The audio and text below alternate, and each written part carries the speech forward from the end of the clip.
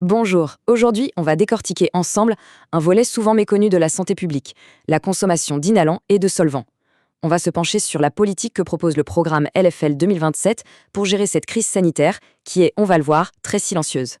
Pour ceux qui veulent aller plus loin, le document complet est disponible en lien dans la description.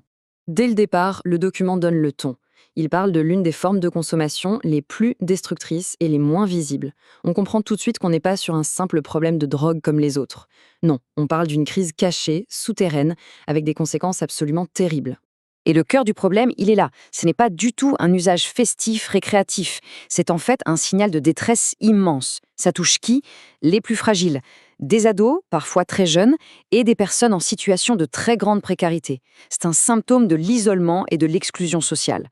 Alors, pourquoi cette position aussi ferme? Pour le comprendre, il faut regarder le constat sanitaire, les faits bruts qui ont conduit à cette politique. Le point le plus alarmant vraiment, c'est que les dégâts peuvent être gravissimes et surtout irréversibles dès les toutes premières expositions. Il n'y a pas de phase d'essai, pas de première fois sans risque avec ces produits. Et quand on regarde la liste des impacts sur la santé, eh bien elle est terrifiante. On parle de lésions au cerveau, de troubles de la mémoire qui restent à vie, d'attaques sur le cœur, les poumons, le foie. Ces produits, ils détruisent littéralement les organes vitaux et le risque de mort subite est bien réel. Bon, face à ça, la question se pose.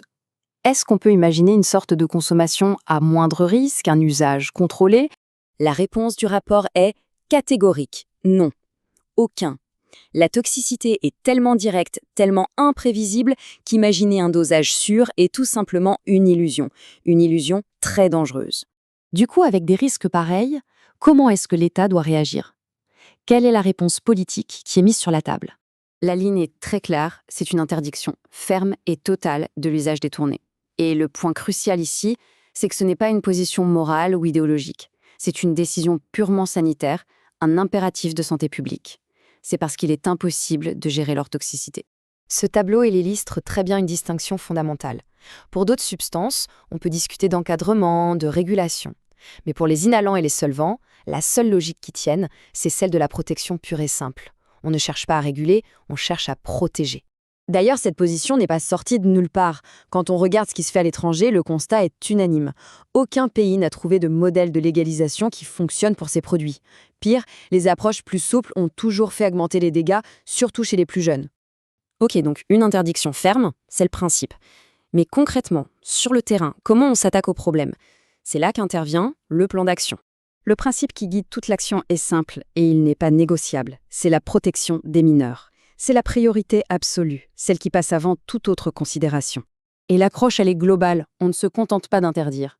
Il y a 5 piliers. 1. La prévention, très tôt, dès l'école. 2. Un contrôle très strict de la vente de ces produits. 3. La détection sur le terrain. 4. Une prise en charge sanitaire prioritaire. Et 5. Un accompagnement social pour traiter les causes profondes. Et là, on a le vrai changement de paradigme. La réponse, ce n'est pas la sanction pénale, c'est l'orientation vers le soin.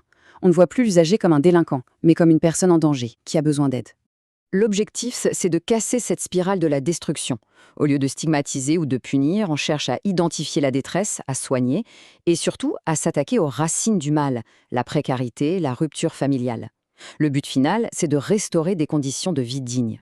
Pour finir, le programme trace ce qu'il appelle des lignes rouges, des principes absolument fondamentaux qui doivent guider l'action de l'État.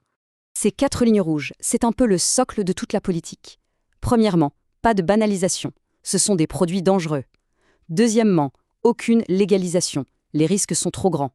Troisièmement, on sort de l'idéologie. C'est un problème de santé. Et enfin, le plus important, la protection des plus vulnérables d'abord. C'est clair et net. Et finalement, ce document nous renvoie à une question essentielle sur le rôle de l'État. Face à des dangers aussi extrêmes, aussi incontrôlables, quelle est sa responsabilité? La réponse qui est donnée ici est sans ambiguïté. Son premier devoir, c'est de protéger ses citoyens les plus fragiles, sans aucun compromis. Merci de nous avoir suivis.